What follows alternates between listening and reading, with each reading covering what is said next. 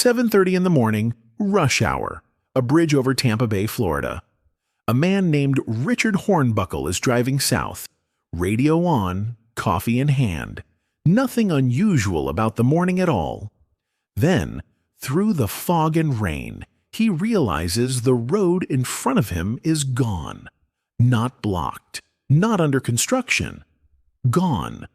A 1,200-foot section of the bridge, simply not there anymore, sheared off into the water below.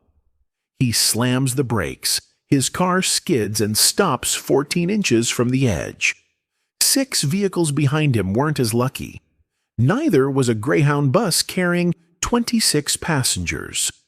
In under a minute, 35 people fell 150 feet into Tampa Bay.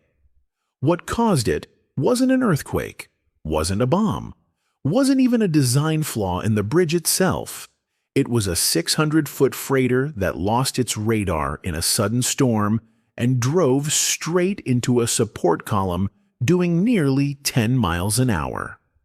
This is the story of the Sunshine Skyway Bridge, how it fell, and the strange, oversized things engineers built afterward to make absolutely sure it could never happen again.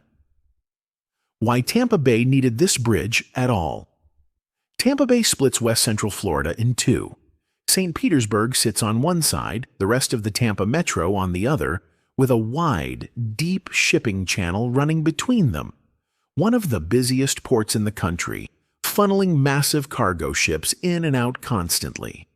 Before 1954, crossing that gap meant a long drive around the bay, or a ferry ride.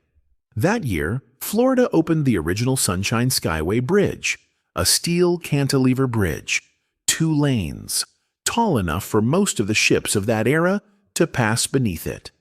A second parallel span went up in the late 1960s to handle growing traffic, giving the crossing 4 lanes total. For 26 years, it worked exactly as intended.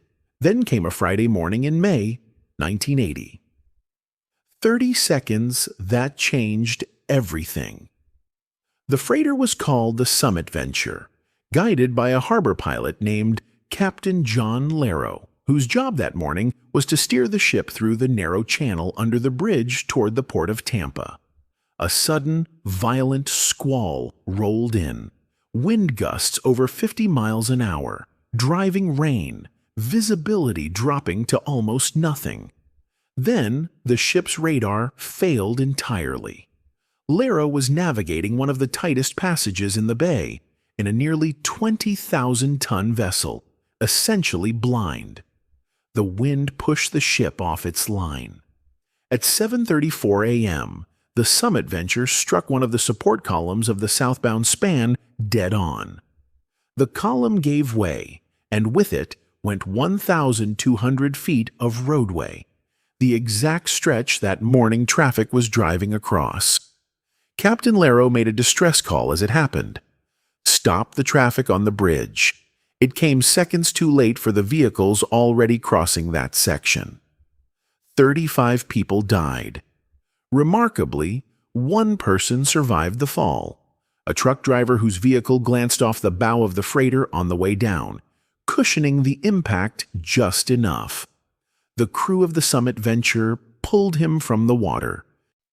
The decision Florida made instead of just repairing it. Most damaged bridges get patched and reopened. Florida looked at what had happened and made a different call entirely. Tear down what was left and build something that couldn't be hit the same way twice. The new Sunshine Skyway, completed in 1987, later renamed for former Florida Governor Bob Graham, who pushed hard for a full rebuild instead of a repair, wasn't just a stronger version of the old bridge. It was a fundamentally different design. A cable-stayed span, at the time the longest of its kind in the world, with the roadway suspended from towering concrete pylons by steel cables instead of resting on a dense forest of support columns spread across the water. Fewer columns in the water meant fewer things for a ship to hit in the first place. The new main channel clearance was also raised significantly higher above the water, giving larger ships and worse weather more room for error. But the single most important addition wasn't visible from a moving car at all. It was underwater. The dolphins that now guard the bridge.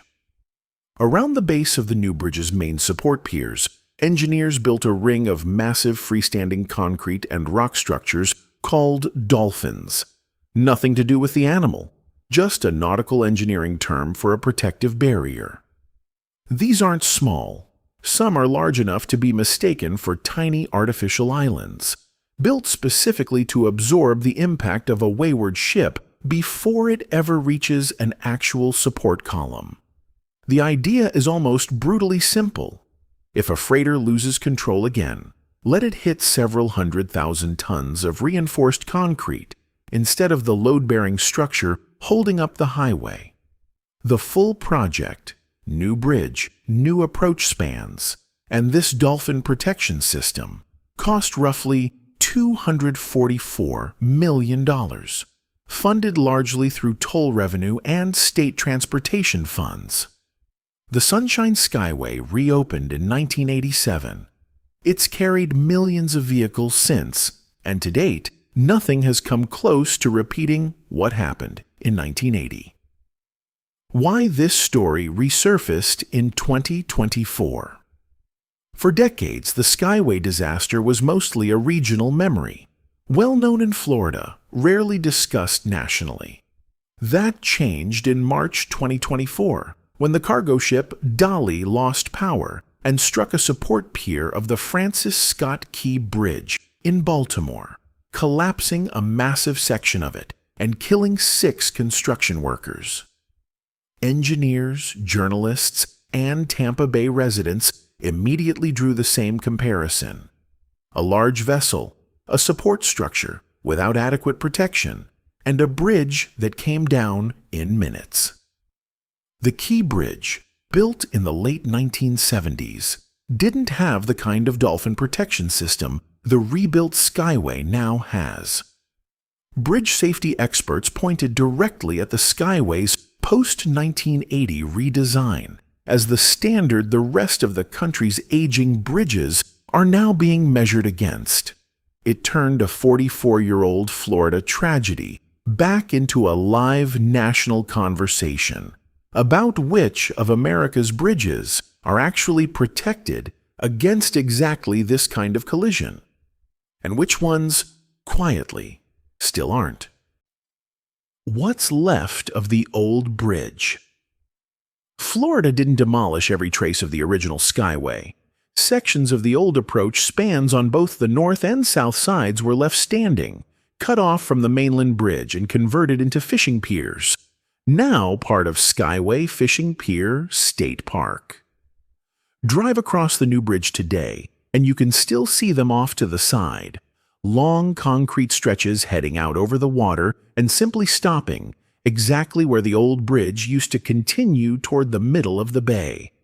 A memorial near the south end lists the names of the 35 people who died that morning.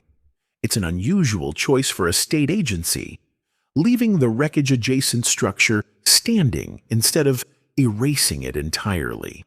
But it means anyone driving the new Skyway today drives directly alongside physical proof of why the new one looks the way it does. What makes the Sunshine Skyway story different from most amazing bridge content is that it isn't really a story about engineering ambition.